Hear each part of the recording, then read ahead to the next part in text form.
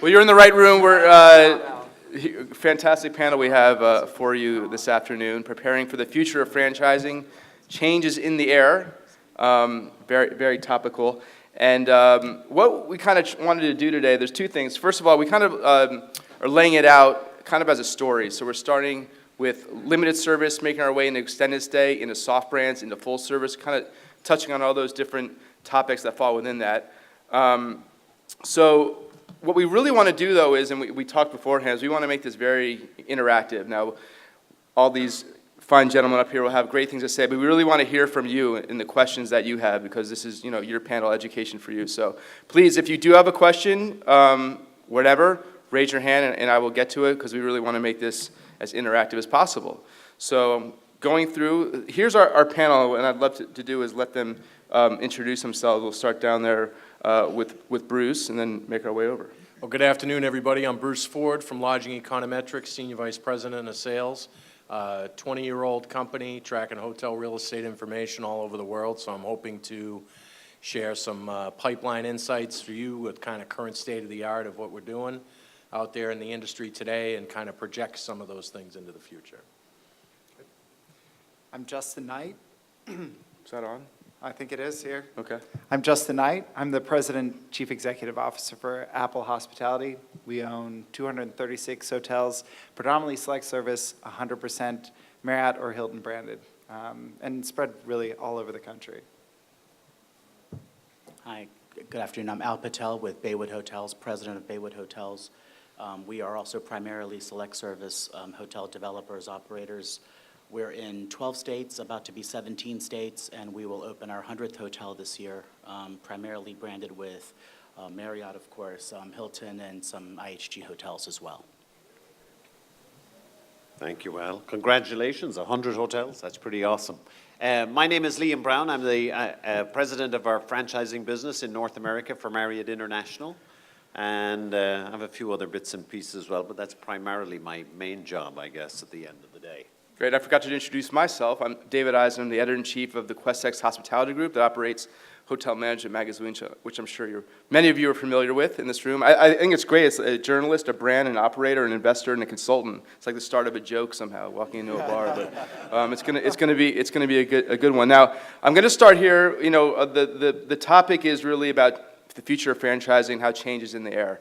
I can't think of anyone better to have in the room than Mr. Brown here with Marriott and all that's going on there. We saw 6 months ago the face of the industry changed in one fell swoop. Now, can you give us from the perspective of Marriott acquiring Starwood, what does that mean for the franchise community? And I'd love to hear from you and hear from all the other ones on the panel about that.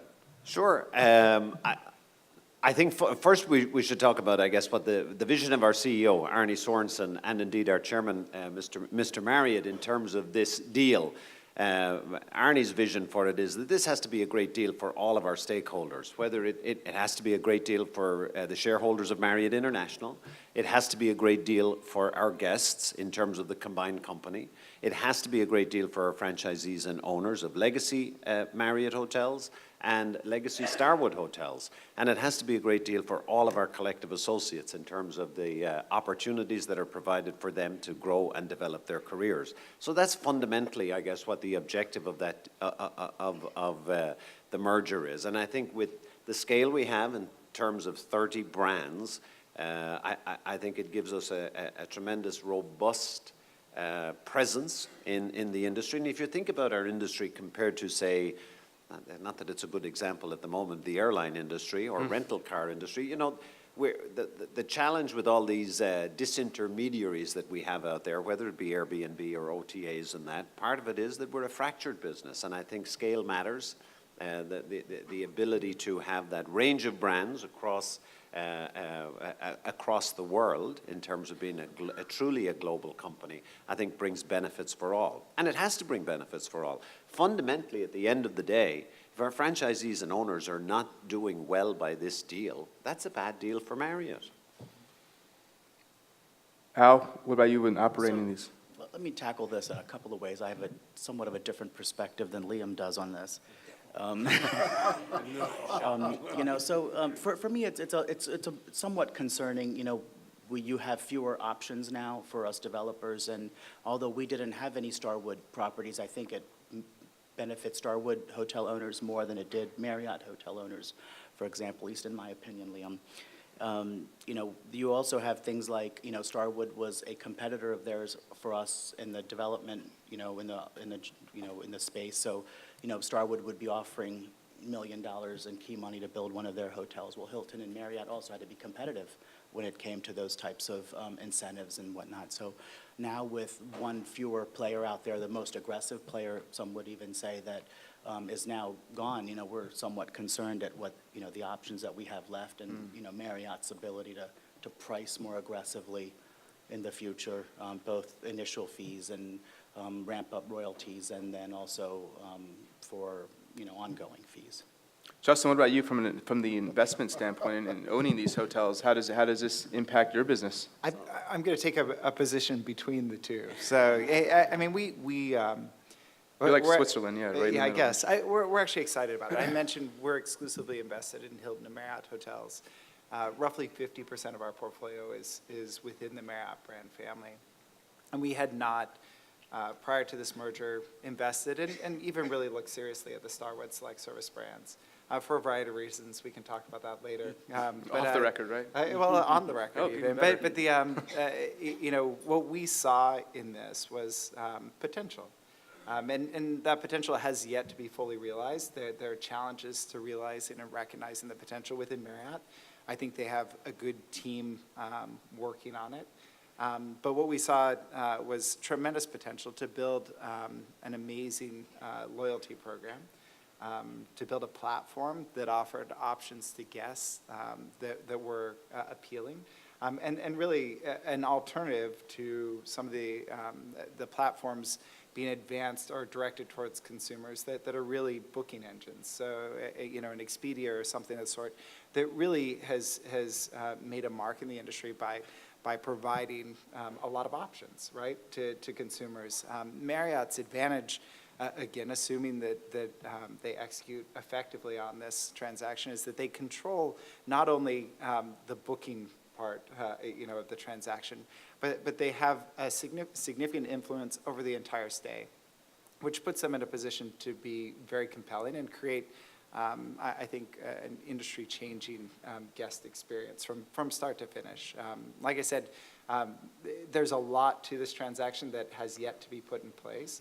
But for us specifically, given our ownership, you know, in Marriott brands and the access that we think we'll have once they've combined the two platforms to this incredibly loyal group of Starwood guests that did not have really significant access within that particular platform to select service product, which is our mainstay, we see as being, you know, potentially advantageous.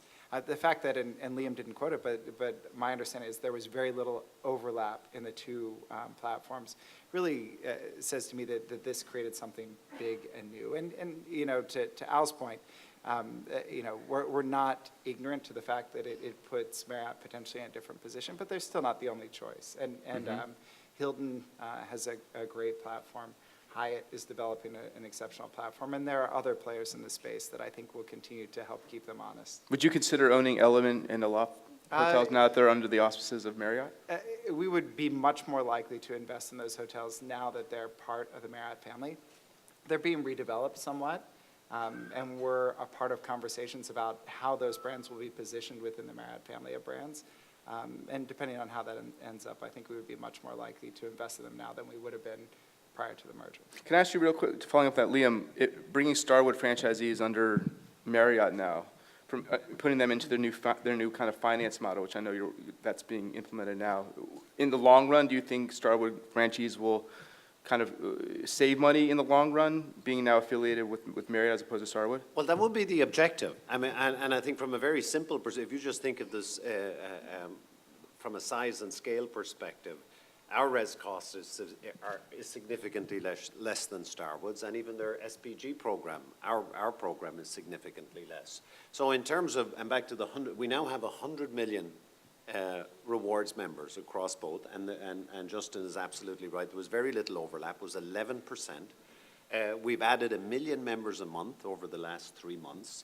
So I think it gets to a very compelling customer, a guest value proposition, but also, as just to your point about just the economics of an element or in a loft, once we get one system, which is still a little bit away, in 2018, we will have one backbone in terms of res cost and one rewards program. I think there will be huge benefits to Starwood owners. And that's a lot of like a common question or concern I get is, hey, this is a great deal for Marriott, and it's a great deal for Starwood owners, and we think it's a great deal for guests, but we're not so sure, is it a good deal for Marriott legacy owners, to your point? And I think our commitment as a company, and Arnie's commitment, and he's relentless about it, is that it has to be a good deal for all of our stakeholders. And back to Justin's point, my colleagues here on the dais are very good at giving their feedback. Well, let me ask you, you said you're going to keep off, you said they're going to keep off 30 brands. Bruce, what do you think in the long run? Can they, is that sustainable? Well, it certainly created a new platform that's never been done before. But what the Marriott-Starwood merger did in the marketplace was it really kicked a lot of other mergers into high gear. You saw other things happen. You saw Red Lion and Vantage. You saw Accor by Fairmont. You saw other kind of acquisitions kick off, and certainly it's a period of time when that's to be expected. Debt is pretty inexpensive relative to where it has been in the past. If you can get that financing, you can do deals. And I think we're likely to see more merger transactions. But I would say, and agree with Liam, that it does have to be a great deal for everybody. And certainly there's some things to play out. But I believe that Marriott will find the way to do it. There's no question they're prepared to do that. Thank you. So let's run into our first slide of the day. Well, second, actually. So I'm going to let Mr. Ford take this one away. So in many cases, what we tried to do here was some of these discussion points, okay? And I'm not much to reading slides. We just kind of tried to set the landscape of what is in the marketplace today. So limited service really speaks about mid-scale, economy, and upper mid-scale brands. So anywhere from, Express and Fairfield all the way down to Super 8 and otherwise. And what we're trying to just create some scale here. So there's two brands out there that have 2,000 plus locations. Of course, the breakup of Best Western, they would certainly have been that big, but the breakup kind of boiled that down. Then you have 5 brands that have more than 1,000 locations, okay? And today, the new brands that fit into this category of kind of True, Tapestry, and Moxie are definitely coming out different than maybe the Express model as it had been, the Cambria model as it had been. And so we're seeing new platforms, grab and go in the select service, those types of things. And lots of brands are looking to remake themselves, particularly in public space. I think, in the lobby and the great room concept within some of these select service and limited service brands is something that everybody's looking to remake. And it currently comprises about 20% of the pipeline. Which would be roughly 130,000 guest rooms in the new construction pipeline today is, quote, limited service. I went too quick. So I wanted, as we know, and developers up here, as the bulk of the present-day franchising is in this limited service sector. Operating costs are lower than most full-service hotels, and the margins are higher, obviously. So as we talk about the future of franchising in this segment, I'd love to hear from you guys. What are the kind of present-day challenges that are being faced, but then what are tomorrow's opportunities? Go with that one. Get started. I mean, some of the challenge that we're seeing in our development cycles are, we're seeing extremely high construction costs, year-over-year increases, sometimes 15% the last 2-3 years in a row. So we're seeing a lot of, our costs are going up significantly on the development side. On the operating side, we're seeing a lot of minimum wage pressures, things like that in a lot of the urban areas we're working with. So, our margins are being compromised at the same time. So it remains to be seen, how we'll deal with that, along with the shortage of talent that we're facing many times with, just finding qualified and talented individuals to man our front desks. Yeah. Everyone. And, we're seeing a lot of the same. If we were to look at the challenges that we have, costs of construction and or renovation for hotels have gone up significantly since we entered the business. And labor really in large part, and we focus a lot niche markets that have unique labor issues. But low employment brings incremental challenges. And with supply growing at the pace it is now, it's the market for good employees who will provide the level of service we want at our hotels is becoming increasingly competitive, which is, putting pressure on costs. And there are other areas, right now you have abnormally low, I think, energy costs, which have helped the margins. You have low interest rates which have benefited us, I think, and in some sense offset some of the increases in costs elsewhere. As we look at the environment, we're mindful of what things could look like, if interest rates were to rise significantly or energy costs were to go up, in addition to kind of the current pressures that we're feeling. Beyond that, it's interesting as we look at new development opportunities, even though it seems that there are an infinite number of brands to choose from, we have preferences, and there are certain brands that we have experience with that have proven to be very successful. And in a lot of the markets we want to be, those brands are taken. And so as we look at new development opportunities, we're competing for land with a lot of other real estate options and real estate developers. We're still looking to put the best brands in the best places. And I think we've been reasonably successful there, but that's those are some of the challenges, ongoing challenges in our business. Do you find that there's too many brands as an investor, as a developer? Are there too many brands or not enough?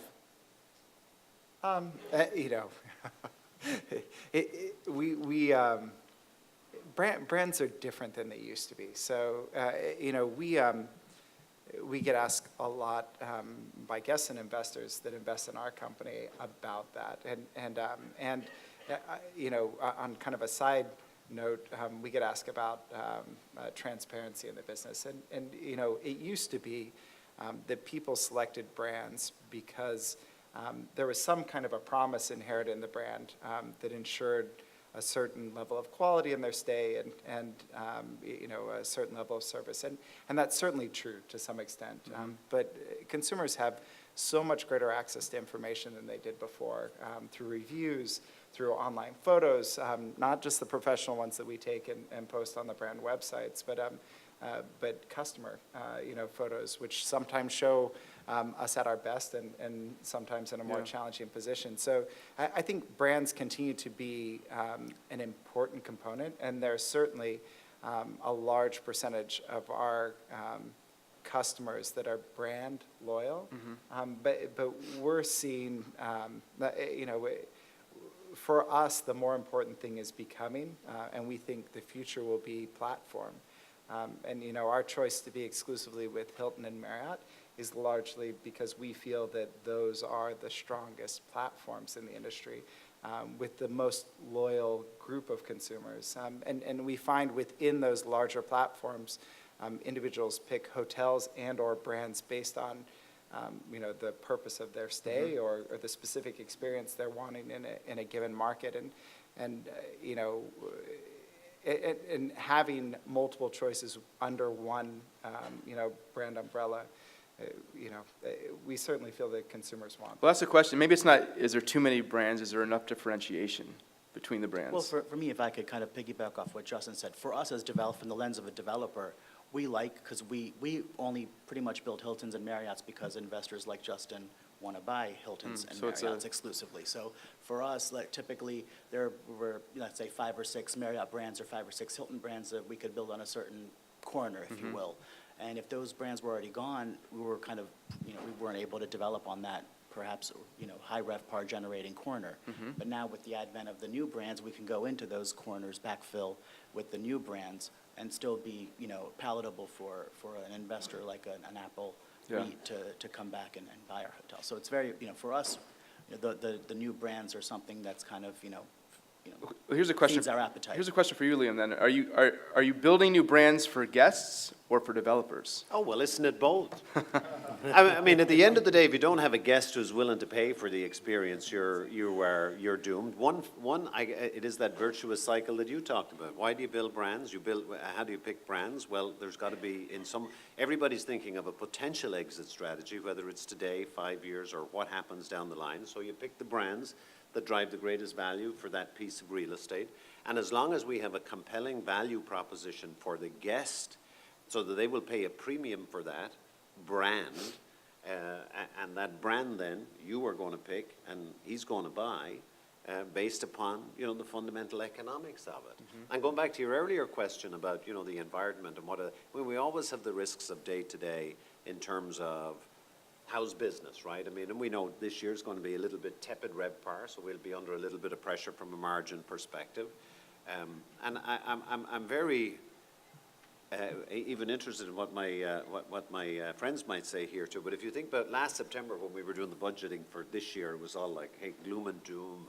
And then we went to Alice and Donald Trump got elected and everybody was kind of like a little bit more optimistic. And when you dug a little bit deeper, say, why are you more optimistic? Well, there wasn't really a whole lot there. Say, well, why do I feel better? I just feel better. But I think our potential opportunity over the next couple of years is if there is an ability and politics is a big part of what we have to deal with. If there's an ability to get, less regulation, tax reform, NLRB, which goes back to that, there is and continues to be a groundswell of at $15 an hour, and some cities, especially on the West Coast, have been very assertive about doing it. And I get the argument in terms of living wage. I understand the perspective and everything, but at the end of the day, it comes down to, can you build a business, open a business, and operate a business based upon a certain level of compensation? And sometimes I think when you price labor too high, then nobody builds hotels, and the same with construction cost as well too. So those are the kind of headwinds, I guess, we have over the next couple of years. But politically, I think, and AAHOA, I think, does an excellent job in terms of lobbying and front and center about, the value of hospitality and hotels and travel and all that sort of good stuff. And I think collectively, we got to do a better job articulating our message around jobs and value creation that we do in our business relative to hospitality and tourism. And at the same time, we have to be mindful of the concerns of the country around security and ensuring that we keep our country safe and all that entails. But I think you have to be able to do both. We have to have a welcome mat for tourism, for tourists, and we have to at the same time keep the country safe as well. So we have a hotelier in the White House, so you have to be optimistic, right? He does own hotels. He does? Oh, yeah. Okay. I thought I just put his name on them. I didn't know he actually owned them. Well, yeah. Yes. I would It only, might be, yeah. I would only say, David, that I, being 20 years in the industry, I can tell you for sure that there are brands out there that are not for me, okay? And that we continue to see the stratification of brands looking to grab that younger traveler, the guy who is completely different from me. His tendencies are different, his needs are different, his wants are different, his lifestyle's different. And so there's going to continue to be a stratification down there. And I wouldn't be stunned if we sat here in 10 years and there were 45 new limited service brands. So I think... And Bruce, that's happened all the time in the past. I mean, if you think about Courtyard, which was, the hotel for business travelers, designed by business travelers, and the bigger room, and if you just think about it, I mean, the big selling point on that was the 25-foot long cable for the phone, right, and the big desk, and and then when I was a GM at the time, customers would come down and say, "Man, you got to do something about the plugs," because they were reaching under the bed to plug in the laptop because everybody was. So what are all these customers carrying laptops for? But now that's all changed, right? That you now have your mobile device. So guess what? The millennial wants to be downstairs in the lobby having a nice crafted cocktail, and he's like texting his friends and saying, "Yeah, I'm just having a very nice bourbon, whatever, and life is good." So we got to be very mindful of where are our guests going and what do they want. They want that rooftop bar and a $15 cocktail and all that. Yeah, they want sort the, of you guys stuff. want the $15 cocktail, right? Ask consumers there in the front row. Oh, wait, Well, it's no good if it's not $15. premium. Informal poll then, from all the franchisees out there, are there too many brands? Are they well differentiated? This gentleman says there's He's too shaking his many head. and they're not well differentiated. Personal opinion, I think the Marriott Starwood merger, if the franchise gets Starwood going to Marriott, you got, from select service, we got a loft, elevated, residence inn. There's almost in this lot, Springville, Toyota, Town Place, Fairview.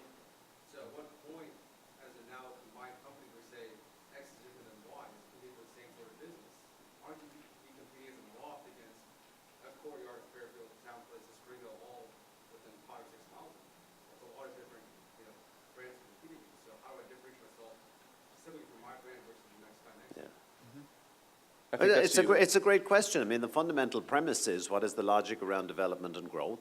But at the end of the day, companies like Marriott and Hilton, I mean, you have an implied covenant of good faith and fair dealing with your franchisees, and there has to be, it's not unbridled development growth at the expense of everybody else. The key question is, what will it take to build out a particular market and ensure that everybody thrives? Now, that might seem very Pollyannish to be able to say that, but at the end of the day, if we destroy the economics of the business, as you would say that it's just hey, nobody's going to make any money, that's not a long-term recipe for success for us either.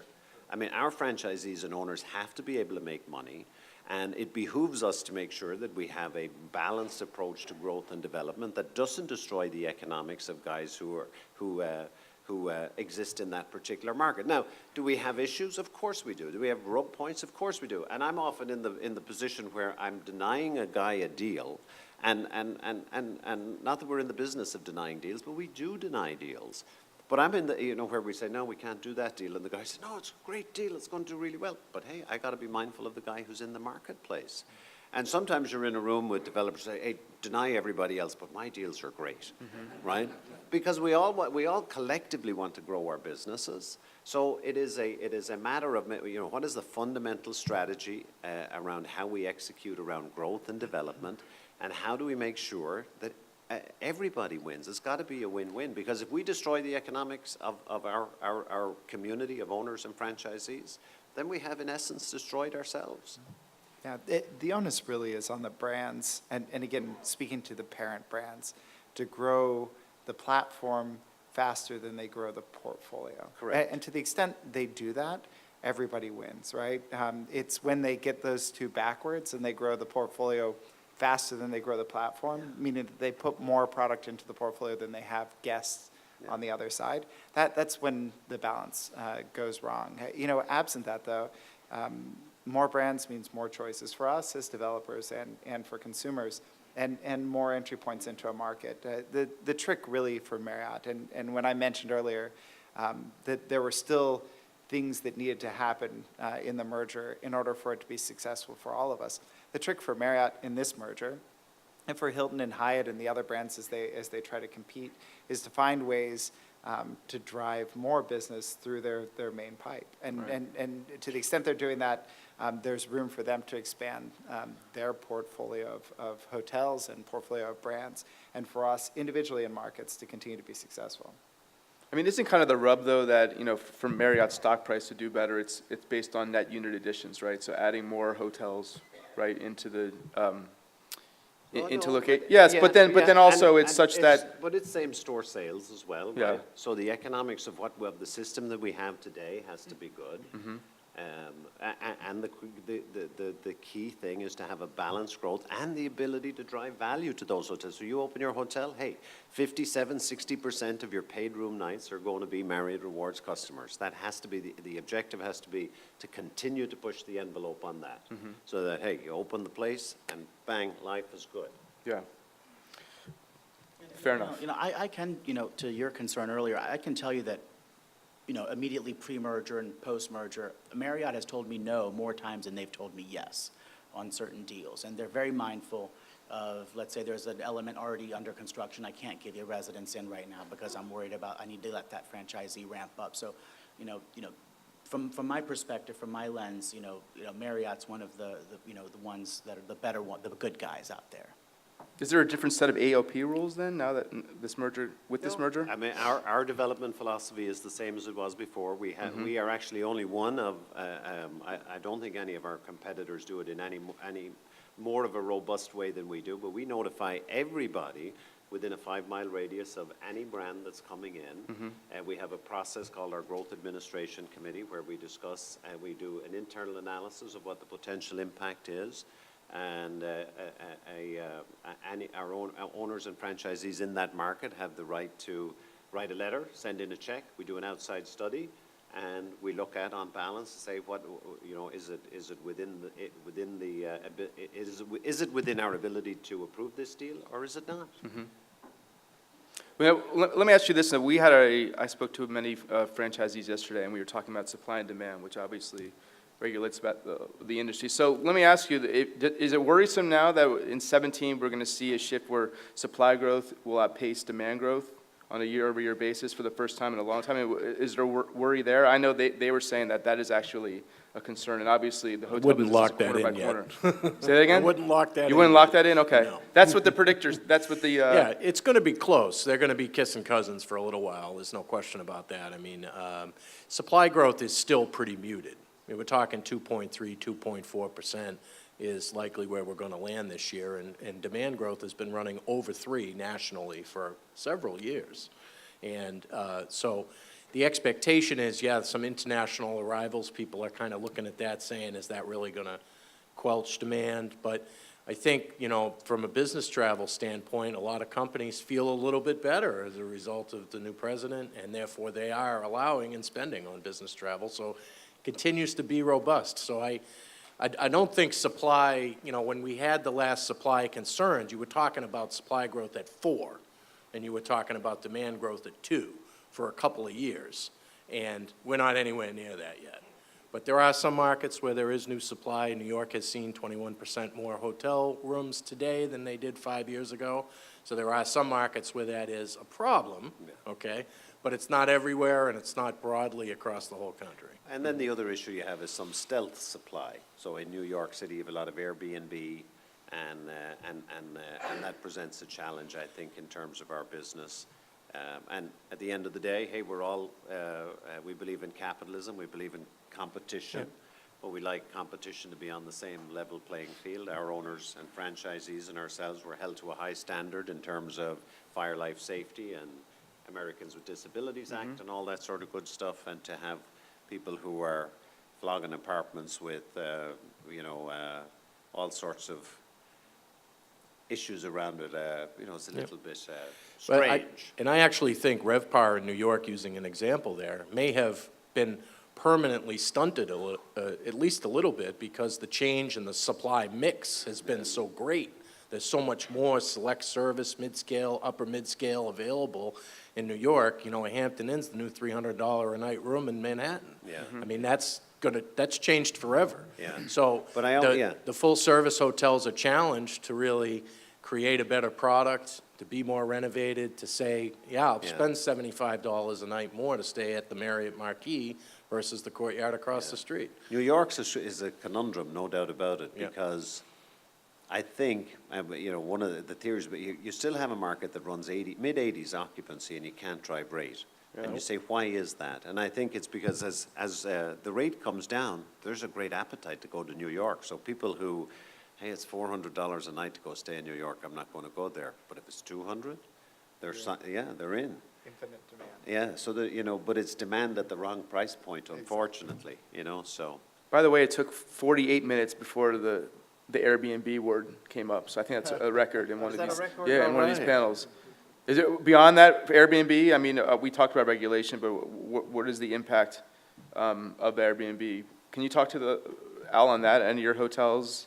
Sure, yeah. What's the We're effect? somewhat concerned. We typically have been, let's say close-in suburban type developers, and we've had quite a lot of urban developments as of late, and we're seeing quite a bit of headwinds from Airbnb, especially where there's a big multifamily influx coming in. We're concerned about going into those markets here in the next 12 to 18 months till we figure out, how quickly that multifamily demand can kind of be absorbed and that supply can be absorbed. So we're quite concerned. We're looking at urban development from a different perspective right now, especially in markets where you have those high multifamily supply coming in and perhaps the demand not there to meet it all. Anybody else want to tackle the Airbnb conundrum? I mean, we're a little unique, just given the makeup of our portfolio. It has yet to be a significant factor for us outside of, abnormally high rate events.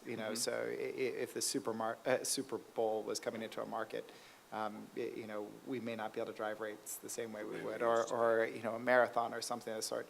But given that the bulk of our portfolio is suburban, we have limited urban, and even in the high-density suburban markets, it's not as big a factor.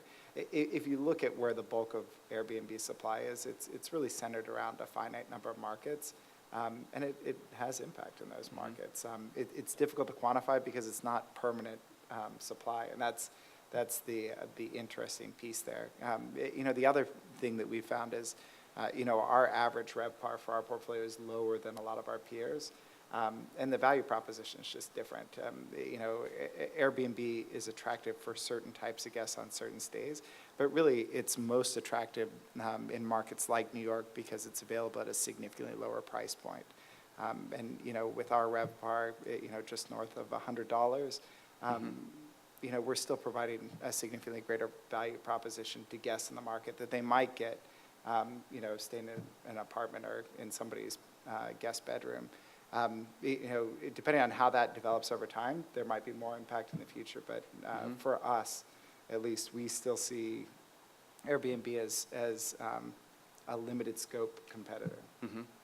Bruce, I had a question for you, and I'm going to throw out some numbers now, so you'll have to forgive me. I have to look at my paper. But according to Lodging Econometrics Global Construction Pipeline Trend Report, the world's hotel pipeline had 11,776 hotels with almost 2 million rooms at the end of 2016. Does that sound about right, first of all? Yep. Okay, good. I'm on the right track. You're in the window there. What is the breakout then, or build out in this space, when concentrating on mid-scale and upper mid-scale, and some of the brands that are also not represented here on the stage? Yeah, to give you the upper mid-scale and mid-scale totals, I had actually misspoke a little while ago about that being 20% of the pipeline. It's actually 51% of the pipeline are in those two chain scales of mid-scale and upper mid-scale.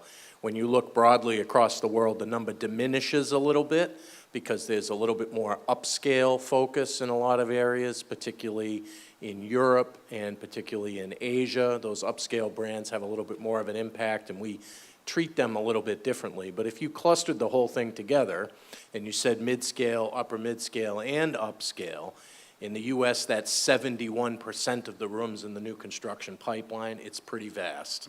And we're going to continue to grow in that space because these hotels are efficient buildings with efficient operations. And we're even seeing some of that dual branding happening, or tri-branding happening, or campusing. We're tracking 430 projects that have that dynamic in the United States today, and where you're getting an extended stay paired together with a select service hotel, which I think is a tremendous dynamic if you're a guest because you got more room types to deal with. And I think also for the hotelier, it's a good combination of synergies from a cost perspective. I wanted to also talk about this idea of price tiering, specifically creating brands that ostensibly take the place of another brand because it's kind of got pushed up the chain scale or the rate scale, so to speak. When the True brand came out from Hilton, kind of to take that place of Hampton that had the rate kind of got pushed up to where it was, I guess, an upper mid-scale brand, but it's almost pricing in the upscale kind of tier. Are we going to see more of that? Is that a consideration as when companies are launching new brands, kind of that whole pushing price tiering and moving up, what we saw with like True and Hampton? I know we talked about that, Bruce. Well, there's no question that when you talk about Marriott with 30 brands, I mean, they'd probably find a way to fit those 30 brands into a price scale that's about this tall, okay? And and it's still market-driven to an extent, okay? But the price tiering that we're seeing today is really, in the upper mid-scale is where the dynamics really start to happen, because there's certainly, that is starting to stratify a little bit, because there's a few brands that are kind of in the top 10% of pricing in upper mid-scale, moving towards upscale. And it kind of leads us to look at and say, that chain scale on its own is going to be 1 million guest rooms by the middle of next year. And it only is 10 years old. So the thinking is that there's probably some break apart there at some point in the near future, so that we can get a little bit more stratification in terms of classifying them a little bit better and putting the comp sets together a little bit better, because certainly there are some brands that are 10, 15% higher in terms of rate than the others. You know, an interesting thing's happened over the past decade in that the upscale brands have in many instances taken the place of upper upscale brands. You know, they're serving the same purpose and doing a better job. If you look at what's happened to suburban full-service hotels or, you know, upper upscale hotels in suburban areas, and even now in New York, you know, with what you mentioned earlier with, you know, upscale hotels being developed in mass quantities there, they're newer, generally speaking. They're nicer, and the value proposition for guests is more attractive. And I think what we've seen over the past decade and a half is an evolution of a number of these brands and consumer preferences. You know, we talked about, or you talked earlier about supply growth being, you know, nearly entirely concentrated around a particular segment of the industry, this you know, upper quality select service segment. That's followed a demand spike for that same type of product. And you know, as we look at the landscape, I think one of the interesting things to track over the near term will be, you know, what happens to the traditional full-service hotel. Because certainly there's a place for convention hotels. I think there's a place for luxury. There's increasingly a place for experiential high-end hotels. And, you know, Marriott's done a great job with Autograph and the launch of that brand. But the old box full-service hotels, you know, in suburban or lower density markets, or even in higher density markets that have seen significant supply growth, in the select service space, just aren't doing as well. And what you're seeing is in a lot of these markets, the type of product that we're attracted to, which can be run much more efficiently, is now commanding the rates that those hotels used to command in those markets. And the margins and returns on them are incredibly attractive, which will continue to drive further development in that space and you know, push out, I think, the assets that are less quality. Now, that makes room as those hotels move up, kind of the scale. It's made room for brands like True. And, you know, it'll be interesting, Marriott has a few brands that they're positioning in that space as well, you know, which are a lower price point, kind of an entry brand within the broader brand family. And you know, we think that's appropriate.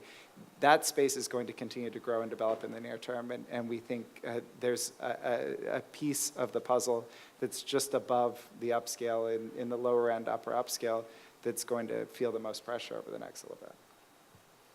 I want to quickly touch on, and we're getting to the end of the part of limited service, but lending in this space. What are we seeing here in terms of debt for new builds, for acquisitions? Maybe, you know, Al, as a developer, you could touch on that and what the lending environment looks like?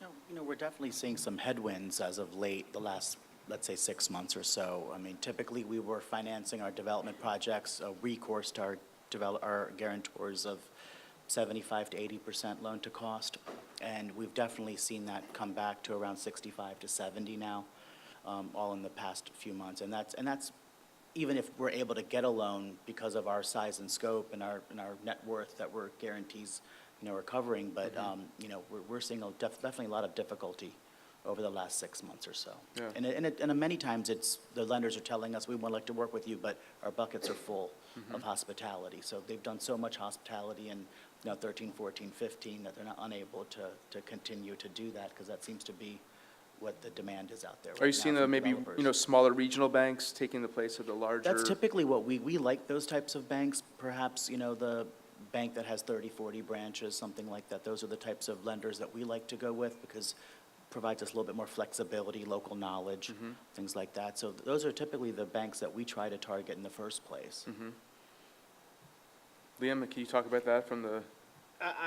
I would echo what Al said. I mean, I think the community in general, their feedback over the last few months has been that lending is tightening. One line I got was that bankers rarely ever say no. They just make it hard for you to say yes, right, in terms of what they might put on the table in terms of loans. Yeah, but there's a lot of them say the same thing Al just said, that loan to cost is more like 60, even a little bit lower in some cases, which makes it hard for a deal to pencil. And then coupled with construction costs in many, many markets, it makes it harder to get the deal done. Yeah, I may also say that I think that the 2 Fed funds rate hikes over the past 4 months actually may provide some momentum in the industry to see lending turn around a little bit. The banks want to see their spreads get better, and obviously we're in a situation where we have an enormously profitable industry that still has a couple more years of a real estate upcycle, or at least a softening that isn't a recession. So I actually think that we'll be sitting here in 6 months and we'll be saying lending has loosened a little bit. It's my expectation. Yeah. I want to ask a question about revenue management and rate pricing. Obviously, they're so vital to profitability, but I think it's a good question to be asked is what's the difference in pricing when we compare a limited service Hampton to like an extended stay home to, or a 4 Points to a town place? What are the differences there when we talk about pricing? And I mean, what we're seeing is, sometimes our Residence Inns have a higher RevPAR than the full-service Marriott we're competing with. So, yeah, that's. I mean, there's been a lot of, it's market-specific, but generally speaking, the home twos, we've developed quite a bit of home twos over the past several years. But, those are the brands that, sometimes there's no difference between the Hamptons, and many markets, we own a Hampton and the home two in the market. And we're seeing the home two probably drive, somewhat similar RevPARs, with the home two with the extended stay component generating typically a slightly higher occupancy than the Hampton was and slightly lower rate, but similar RevPARs. Interesting. Yeah, and we're seeing some of the same things. When I mentioned earlier that there were a number of factors playing the industry, and transparency was one of the important ones. With increased transparency, quality of the asset, location, quality of the guest experience that people have had there are all playing into the value proposition for guests. And quality hotels in a good location that are incredibly well run, and that get those good stories told about them, run higher occupancy and are able to charge higher rates. The variance in quality between a home two and a Hampton, just if you go with a prototypical asset, isn't huge. Right. And so, but the design is distinct, and so you start, pricing is more a matter of taste and preference than it is, the quality of the product. And you can easily have a brand that's intended to be priced lower than another, in a position where it can be charging higher rates. That happens all the time. Yeah. I was saying from a consumer standpoint, sometimes I think I'd rather stay at a brand new Courtyard than sometimes a 15-year-old JW. When new product comes in, you're like, that's where usually I typically want to stay. Well, and I think to Justin's point, that information is all readily available to the guest. They get on, they look around, pricing, pictures, TripAdvisor. I always think one of the best things, Wells Fargo did this study that showed that, that hotels that had a high TripAdvisor rating got higher rates. Because when I'd be talking to owners and franchisees about the importance of investing in the asset and everything, they say, well, I can't take guest satisfaction to the bank. Well, apparently you can. So that was a really good, and I think it's part and parcel of the world that we live in, right? This free availability of data, opinions, and there's good about it and there's bad about it, as was seen yesterday or the day before with that United episode. So, things like that can destroy your brand overnight, but positive, great stories can really lift a hotel and lift that rate capability in a particular market. Yeah, what happens when Mary has to walk a guest? It's not anything like we saw in United, right? No. Yeah. No comment? We're very nice about it. I actually have been walked a few times from a Marriott hotel. Did you get pulled out? Yeah, I Like on the ground like that? with the- No, I didn't get, Oh, no. okay. That's good. No, I had to say, no, you can't give me the $100 because I'm a Marriott employee. Oh, you couldn't even take the money? No. Oh, man. No, that'd be bad form.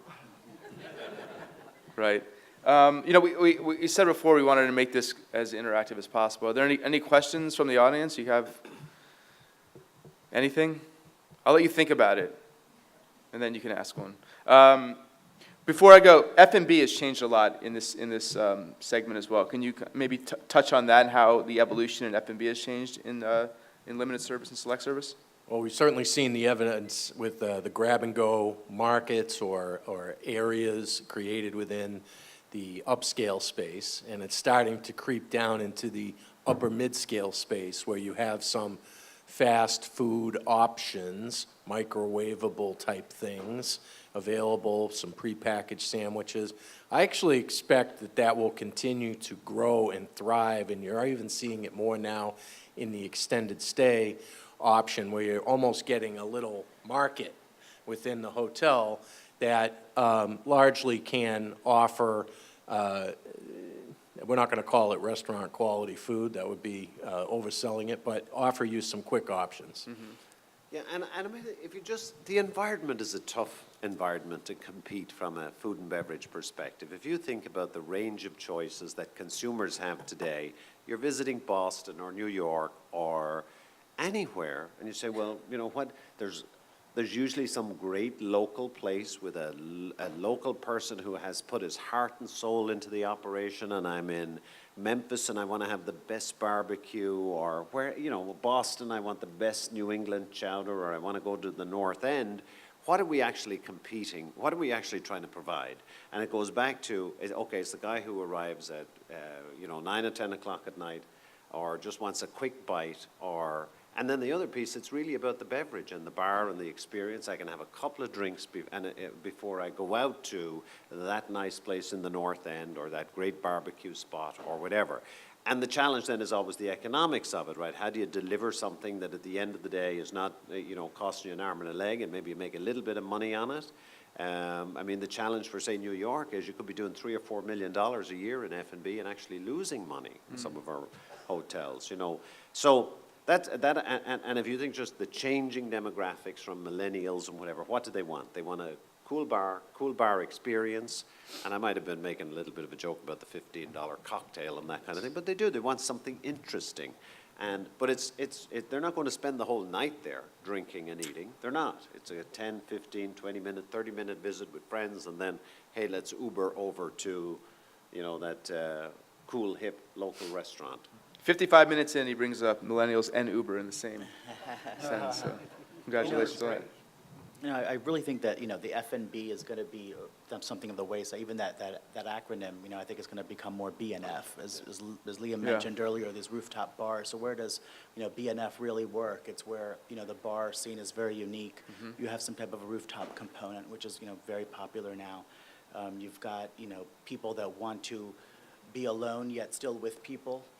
So those are the kinds of things that, you've seen, full-service Marriotts be completely transformed, where they're, the Shula's was in the corner of the restaurant. Now that's all been blown out. Yeah. It's all wide open, and there's community tables, a plethora of community tables that it's more bar-centric. Mm-hmm. So, I think it's what we're seeing is an inverse relationship where it's F&B is turned into BNF. Yeah.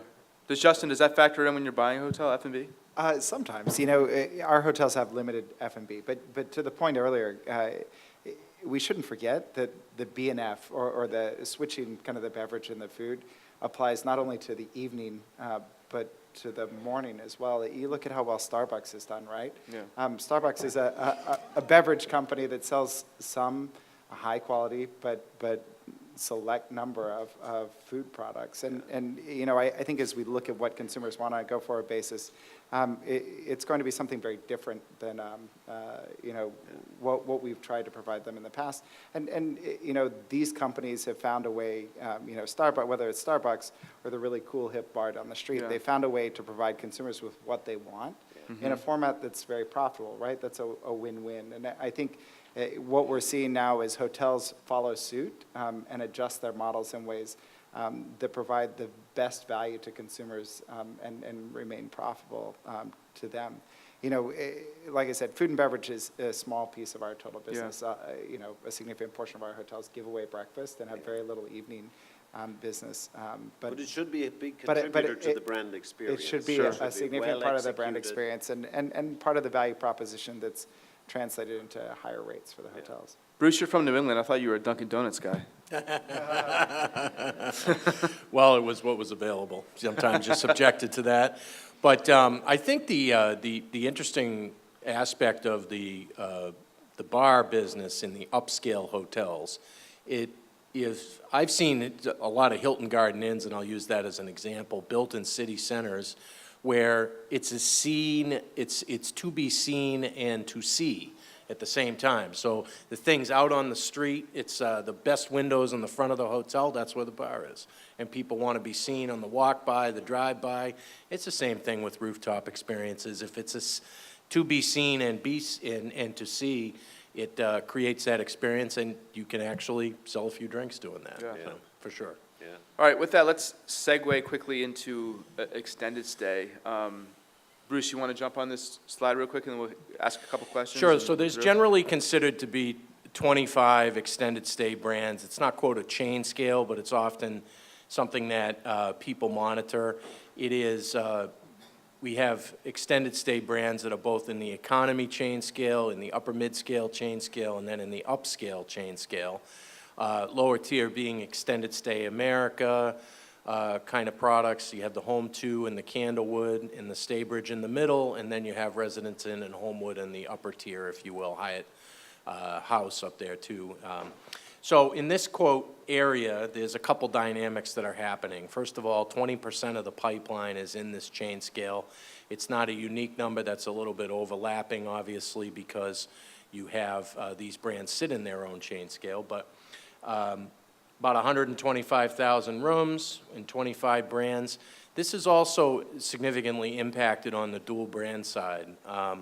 There would be about 15,000 of those 125,000 rooms are in a dual brand model, where they're being built with something else, where you're seeing anywhere between 80 and 100 keys put together with an 80 to 100 key limited service product, which is a popular idea today.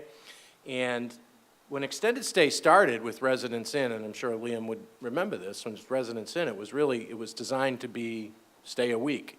A day, a week, a month. Yeah.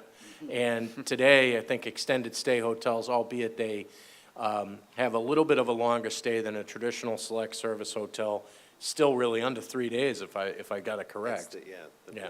Like 2.7 or something like that. So really what you're trying to do in the extended stay model is you're offering separate eating, living, and sleeping quarters within there. And one of the things you get in an extended stay, obviously, if you have children, that's a very popular mode for the family to travel. It's a little bit more appealing. You get 2 televisions in the room. One can go on Disney and the other can go on the sports channel if otherwise. But so family travel tends to gravitate towards extended stay. But also, I think, as a business traveler, I enjoy it because you've got a little bit more room to spread out, you know, if you're going to be there for a few days. And urban extended stay really does offer some of the larger platform rooms available in a given city at a pretty reasonable rate. So there's all kinds of appeal around that. And so extended stay is not going away, and we've certainly had a few new brands over the past couple of years, but I expect a few more. What do you guys think? What's the opportunity for the space for the future?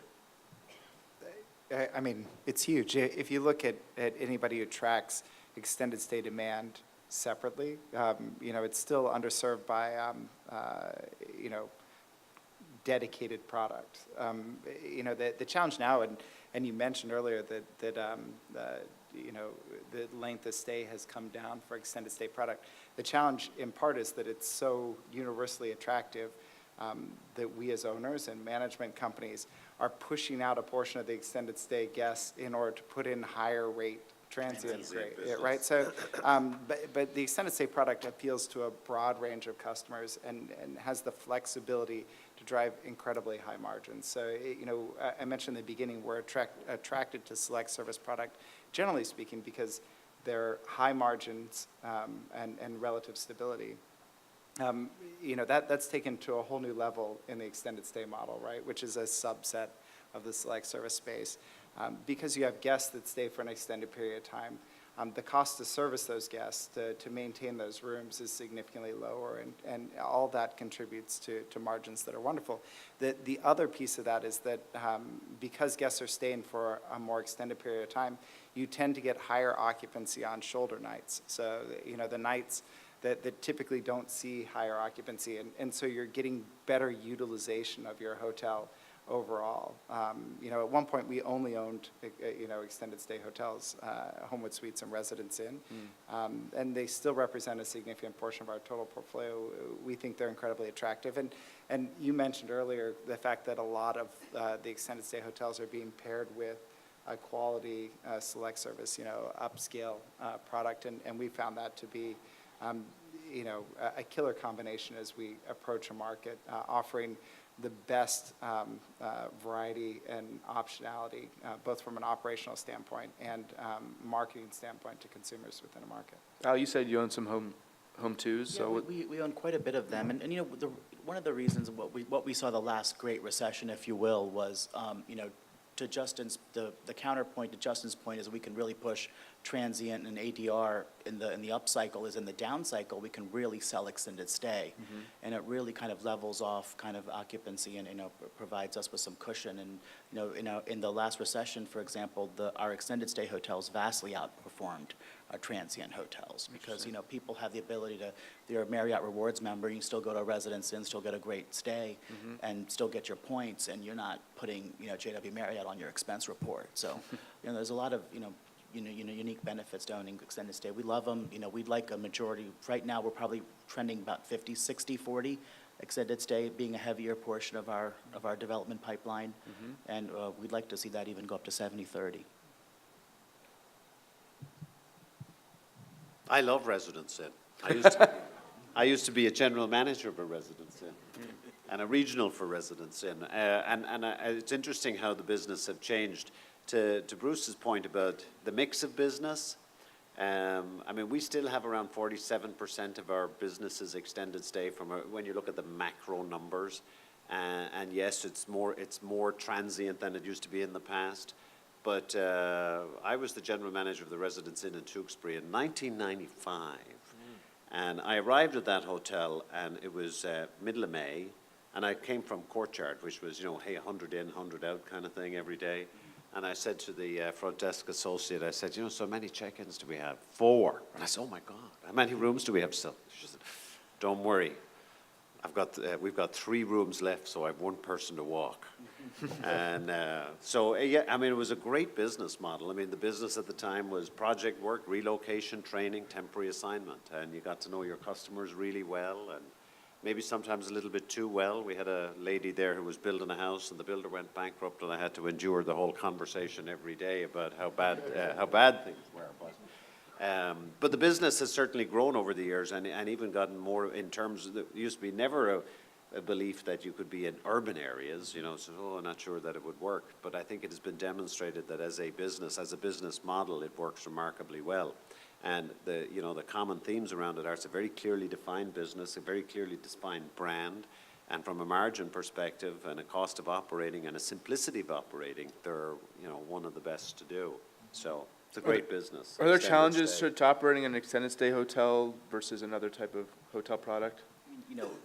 Some of the challenges where Leah mentioned, you have guests staying in your room for long periods of time, but they can make a mess. They can make a mess, and cooking a lot, and smells and things like that. Yeah. But we run a Home 2 Suites in a Hampton in the same exact market with similar RevPAR, like I mentioned earlier. The Home 2 Suites runs 4 percentage points higher on operating Than the margins. Hampton. Yeah, so that's just an example of one of the benefits of that. We talked about tiering.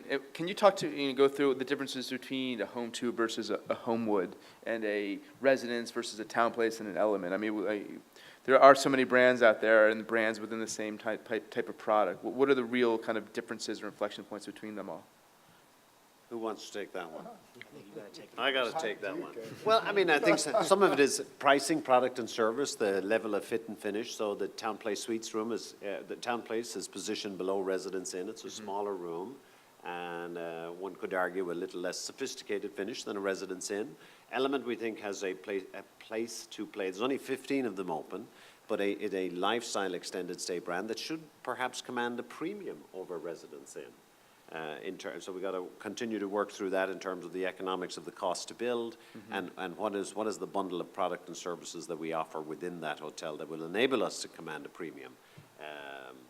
And then the other piece was. No, I think you about got it. Well, and I think Homewood and Oh, yeah. and Home 2 are kind of similar in terms of how they're positioned. It's space, and the square footage of one is bigger than the other, and level of fit and finish is a little bit different.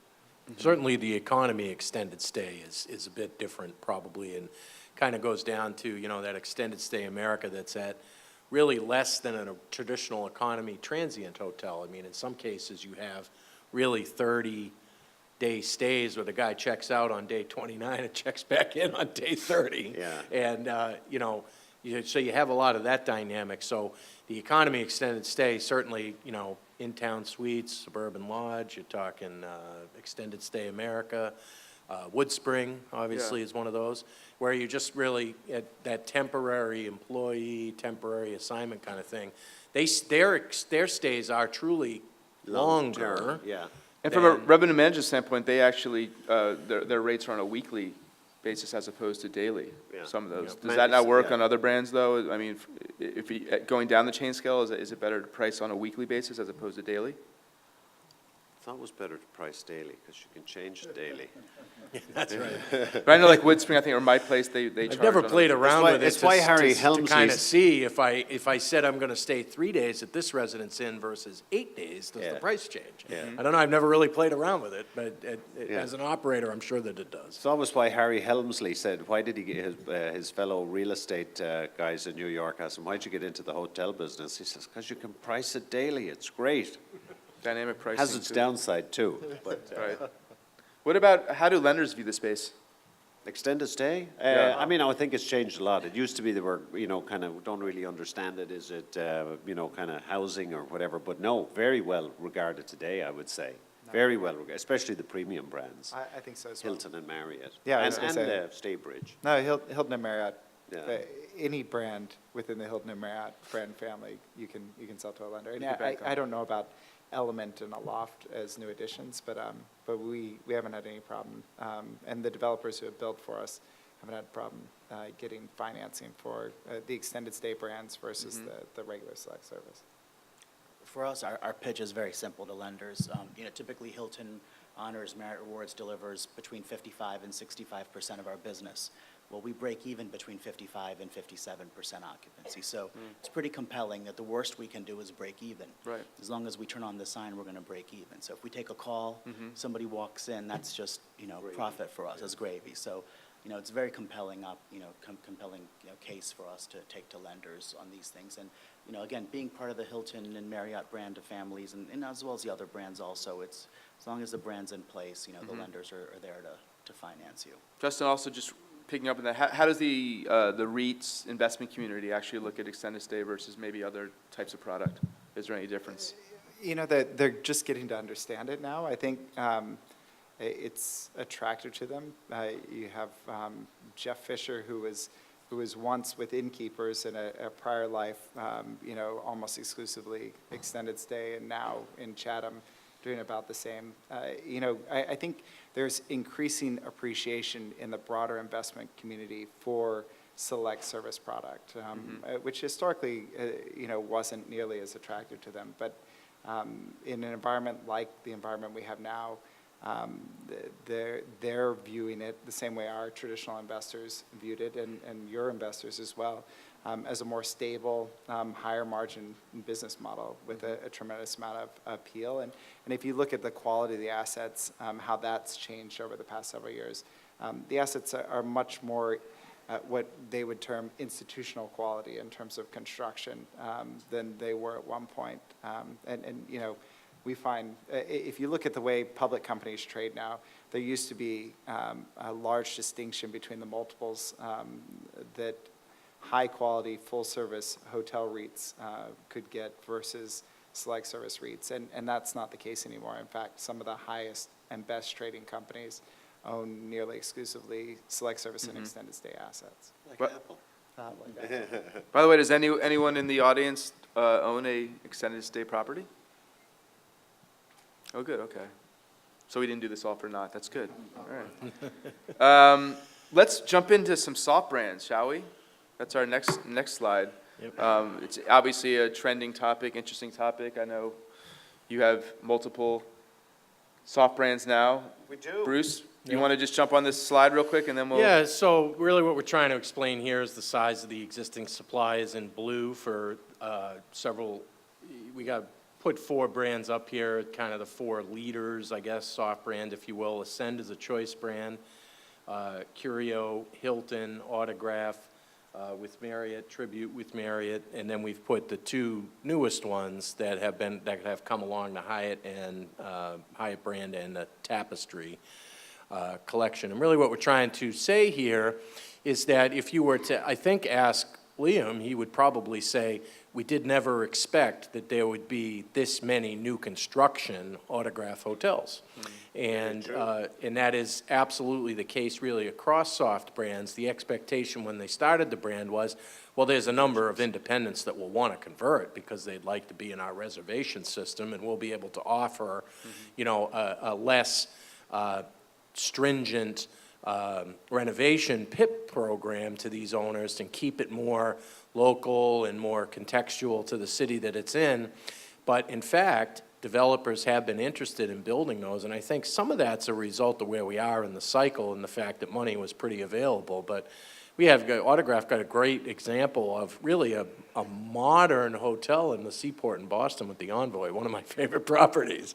Kind of a unique thing, okay, but we're seeing a lot more new construction on the soft brand side than I think anticipated is really kind of the message of the slide. And it's sold for a record. Yeah, a record. Who wants to give like a great definition? What is a soft brand? Liam, how do you define it? Wow, that's a very good question. A soft brand is it has a character of its own. It speaks to a particular guest. It is unique to that particular market, that location, and has a compelling story that it can articulate. And then it's plugged into the brand architecture in terms of Marriott.com and the 1-800 number and all that sort of good stuff. I call it like the Uncola brand. Uncola. Uncola, you know. I like it. There you go. You can Uncola. use that. What do you say is the future of soft branding? I mean, it seems like it's kind of on this trajectory that just keeps going up and up. That Well, it is. a lot I mean, of- I think there's more choices, more more abilities to meet those consumer needs, and perhaps there's a great example. We had a Marriott in Annapolis that struggled as a Marriott just by virtue of the type of customer that was going there, was perennially from a challenge from a brand equity perspective. And we converted it to an Autograph, put its own nautical theme, Annapolis theme in there. And the hotel is doing unbelievably well from a guest satisfaction perspective, a rate and a RevPAR perspective. I think there's some great opportunities to put where you put the right brand on a building and create a great story around what that individual brand, that individual Autograph hotel speaks to. And you can have great success, compelling success. Yeah. And I think there's a great story around it. Otherwise, why are people doing them, right? I mean, Can they command a price premium over hard brands, soft brands, are you saying? You know, just to piggyback off what Liam said really quick, I'm sorry to, No, but, it's you know, the soft brands, what they provide is the backstory. And people want to Facebook their stay, Instagram their stay, Snapchat their stay. Well, they're not going to Snapchat a Courtyard or Hampton Inn or something like that. You know, so they want people to know where they're staying. Yeah. And so I think these unique brands like Autograph and things, they give the consumer the ability to still get their Marriott rewards, points and miles, but have an authentic curated stay that has some kind of authentic features and a story behind it they can kind of go and tell their friends about later on. So. Justin, you're not invested in the space yet, right? We're not invested in the space. Okay. But what do you think of it from the overall investor kind of sentiment toward it? Well, investor sentiment at the high end is very strong. So, you know, you look at companies like Pebblebrook and others and LaSalle that have kind of focused around boutique type product, you know, whether affiliated or not affiliated with a Or brand. even Kessler with Or Xenia. Kessler with, exactly. So, Yeah. so there have been very successful people at the high end there. I think what remains to be proven is how broad the market is for that type of product. And you know, the beauty of the brands that we're invested in now is that they've been recession tested, and we know how they perform in a variety of economic environments. And while I think the soft brands are doing incredibly well now and have potential to do very well in the future, they have yet to be tested in the same way that some of the other brands that we participate have been. And you know, for us, our investment model tends to be very conservative and focused around a thesis that's been proven, you know, through multiple cycles. I think you would see us as an investor being a slower mover towards something like that. What do you say then to you know, the whole idea about soft brands is that they might come encumbered with less brand standards that a hard brand might come with, but yet they're paying the same relative fee, right, as a hard brand versus a soft brand. So what do you say to the franchisee who owns one of your hard brands and they see a independent soft brand out there and they're like, oh, they're paying the same fee as me, but they have to come with such the stringent standards that might come with a Marriott hard brand? Yeah, I think I think they do have stringent standards, right? You have to be able to produce a brand story that's compelling, that speaks to the decor, how everything is executed against, and at a quality that should be commensurate with the tier that it's in, which is you know, a premium lodging experience. So it is not as if these things are cheap to do, and then and that there are no standards around them. The standards have to be defined in terms of what does the execution look like at a property level. And I think, you know, the proof of the pudding is in the eating. Money goes where it's well taken care of. If you have a value proposition that works for an owner that says, I'm going to put an autograph on there and pay you 5 or 5.5% in royalty fees, well, it either works or it doesn't work. And I think you would find that we're going to open a new autograph every 21 days for the next 12 or 14 months or so. And I think that speaks to itself. Yeah, I mean, you have, well, 2 real soft brands. I guess Luxury Collection would also Luxury be. Collection So you too. have 3. And there's some fabulous hotels. And I mean, you walk those hotels. I mean, there is a level of detail and execution that is just beyond belief in terms of what they want to deliver. I mean, it's called luxury for a reason. Yeah. It should be a luxury experience. The product that is delivered, the service that is delivered has to be a luxury experience. But it's amazing that soft brands are kind of a newer idea, and then companies such as Hilton, such as Marriott, already have 3 separate soft brands in their portfolio. Well, I don't know if it's a new idea, in that if you look across at that independent space, I think across all the whole business in the United States is about $30 billion in revenue. Now that runs the gamut of the independent hotel that's small and you know, 30, 40 to the Broadmoor, right? Yeah. So there's a lot of iconic, beautiful, luxury hotels out there that I think from an economic perspective, if we, Marriott, have an ability to provide a compelling rationale for them that speaks to, I mean, you got places like, well, not to mention, but big independent hotels, iconic hotels, they're probably spending $20 per res call on their 1-800 line. We do it for $4.82. You know, res cost. OTAs, they're probably paying OTAs 20-25%. Ours is a blended cost of around 11.5-12%. So there's a value proposition that the brands can bring, be it ourselves or Hilton, and indeed Starwood with the luxury collection, that either makes sense for people or doesn't. So there's runway here for this for soft branding. Well, yeah, and I think putting the word soft brand together with boutique, I think is probably coming, and more packaging of that, which I think will lead to more towards a tiering. Hilton was very specific when they launched Tapestry, and they said it will be positioned below Curio. And so I think there's more expansion available there. We're going to test the boundaries of how far soft branding can go down the chain scales, if you will. And I think we'll see some dynamics of that occur as the market shifts over the next 3 to 4 years. No question. All right, let's move our last topic. Oh, we have a question.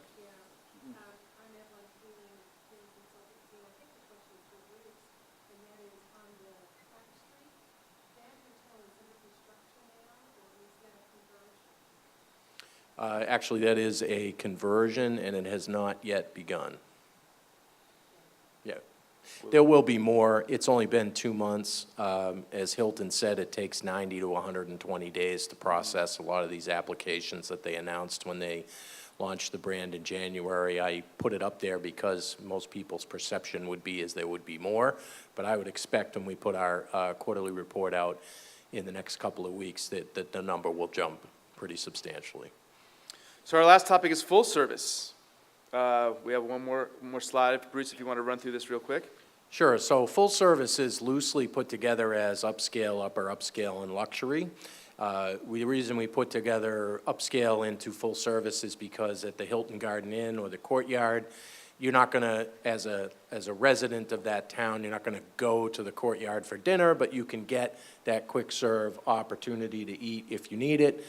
They have the bar business, obviously, similarly, okay, but it's lighter food and beverage service. So the full service market today has the largest pipeline we've ever seen, okay, even if you separated upscale from the discussion and said luxury and upper upscale, there is a very vast pipeline. There's also more brands up there than there's ever been before, too. What we have seen is a little bit of a resurgence in looking at doing some of these, call them smaller format, upper upscale, kind of trying to do a 200-room Hilton or a 210-room Marriott, rather than, oh, it's got to be 400 or 500 or 600 rooms. So that smaller platform has brought back some of the development of those types of properties, and we have, of course, seen them in urban centers, but also the activity with a lot of these brands today is market 26 through 60, where it's kind of where there wasn't a fine full-service hotel in that town, or it was maybe undersupplied at the full-service level. Also, these hotels are following convention center developments and stadium developments around the country, as many of those are happening. And as a for instance, there's 5 full-service hotels going up around the new baseball stadium in Atlanta, to give you an example. So this continues to be a market that is expanding, and obviously this is where all the soft brands are. We don't yet have a soft brand that's, quote, select service or limited service, so many of them are full service. So again, in discussing that, you're kind of grouping that stuff together. But, you know, full service dynamics continue to see, you know, more leased restaurant space, putting, as they did here at the Hyatt, putting a Ruth Chris in there as the primary restaurant versus running that yourselves and creating that environment, which is going to become more and more and more common here in America. So here's one prominent CEO, not Arnie, said this, but on one of their quarterly calls, that development of the full-service suburban hotel is dead as we know it. Do you agree with that? Is it? No, it's not dead. I mean, I think, you know, back to Bruce's point about the age of the 450-room suburban Marriott or a suburban Hilton with the big ballroom and all that sort of stuff and multiple food and beverage outlets, I think those things don't make a whole lot of sense in most markets. But there is certainly, I mean, from a guest perspective, there is and back to that customer demographic, there is a desire, want, need for a full-service type experience. But that means you have to be very careful about how you structure it, number of rooms, the outlets, back to the F&B, in order to make it, to be able to deliver from an economic perspective and also to be able to deliver that total guest experience. Mm-hmm. But I mean, we're not going to see them to the same volume, obviously, that you see limited service hotels. So where are we seeing, are they fit for urban spaces as opposed to these kind of suburban? If you look at the amount of development, back to the list that you just gave, Bruce, I mean, a lot of urban, and that kind of, I don't know if there's such a thing as semi-urban, but more kind of lifestyle-ish type if you think about some of the High-density suburban. high-density suburban, some of the mixed-use developments that say some of our friends like Mark Laporte have done in Raleigh, where it's not downtown, but it's out in that, where you have, everything is all, live, work, eat, and all that sort of good stuff. And back to the sports, and often some of that is incentive money as well, too. So sometimes there are what might be characterized as unusual structuring of projects to get them done from a city perspective. Well, I was going to say, can you do them nowadays without some kind of local inducement or? A lot of them have those local inducements, but there's a significant portion that stand on their own too. Yeah. I think it's interesting that Bruce included Courtyard and Hilton Garden Inn in his full-service definition. I thought the same thing. And I think that's indicative of what I said earlier. I mean, if you look at what's happened to suburban full-service hotels, they're made in many instances obsolete by Courtyards and Hilton Garden Inns that are have blown out or extended meeting space, but operate significantly more efficiently. And there may be markets, high-price markets, where a full-service Marriott or a small full-service Hilton can compete in the same way. But I think those markets are a small fraction of the total suburban markets there, and much more often you're going to see a Courtyard with extra meeting space that's not entirely prototypical, but with a much more efficient operating model, able to provide value to the customers in that market in a way that a full-service Marriott couldn't, or a Hilton Garden Inn, which has an incredibly robust F&B outlet or capacity based on the specs for the kitchen in those hotels, with extra meeting space that's serving the needs that were once served by a full-service Hilton. Well, Bruce, I think you said that you're contemplating separating it out into its own category, like. Yeah, absolutely. I think upscale on its own, there are some brands in there that have a significant amount of restaurant, and there are some that don't. And so I see a stratification of that in the near term. But also, the other upscale format that's really working is at the airport. I think the population of 15 to 25 person meetings, and even less than that, where Courtyard can service that, or Hilton Garden Inn can service that, in business travel, that's a big deal, because less people are reporting to corporate offices these days, but they need to get together. So you're going to put 3 or 4 people who need a meeting room in a hotel, they're going to go out to eat anyway. That is a perfect platform for upscale, and I think that's where it's a segment killer for the big suburban full-service hotel, because you can do it at the upscale property for maybe half the price. And the product is excellent. Yeah. Yeah. Well, we're kind of at the end of the road now. Any questions in the audience before I ask these guys one last question? Here's my last question for you guys. Ready? What keeps you up at night, but what gets you out of bed in the morning? That's my question for you. Bruce, you start. Donald Trump keeps me up at night, and gets me out of bed is trying to figure out a way to keep the hotel industry going every day. And we participate in a lot of different aspects of the industry, but it's a life passion. I grew up doing it, and so it definitely gets me out of bed every day.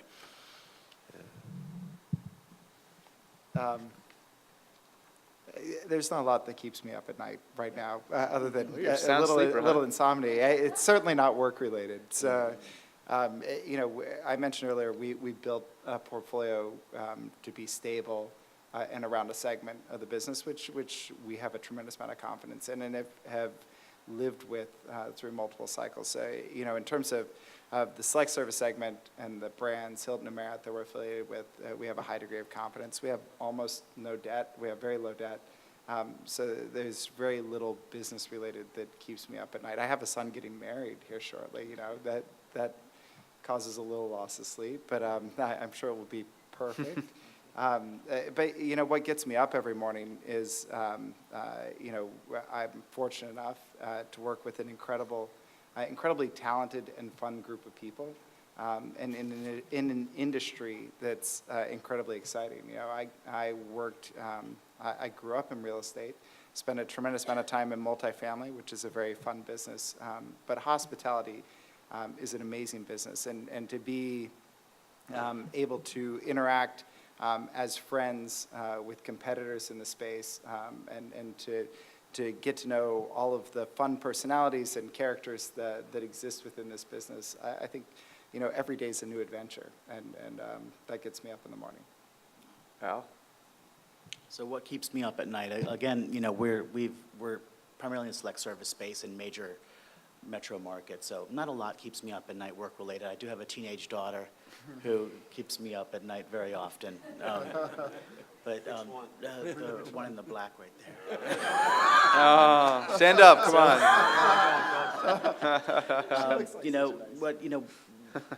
I really enjoy, similar to what Justin said, I enjoy the partners that I work with. We're a family business. My dad comes into the office every day. I've got brothers that are in the office every day. I enjoy my partners. We're great friends. We spend time out of work, in work together. So, I've been in this business since I was 5 years old. Don't know a whole lot of anything else besides the hotel and motel business. So, very happy, to get up and go to work every day and interact with the people in my company. Last but not least. Well, I mean, there's nothing more I can add to that. I mean, you could worry about geopolitical stuff and everything, but you can't really change it. So I really don't. I try not to worry about stuff or to have stuff keep me awake at night. But what gets me out of bed in the morning is the exact same thing that these three gentlemen said. This is a great business. It's a great bunch of people to work with, whether it be owners, franchisees, even our competitors. I think we have a unique industry in that we can sit down and have conversations and break bread with people who you're competing with at various levels. But it's a great business. And like Al, I've been in this business, maybe not since I was 5, but certainly since I was 14. There must be something very attractive about it that gets me out of bed every morning, and there is. It's a great business. Very good. Well, with that, thank you all and enjoy the rest of the conference. Thank you, sir.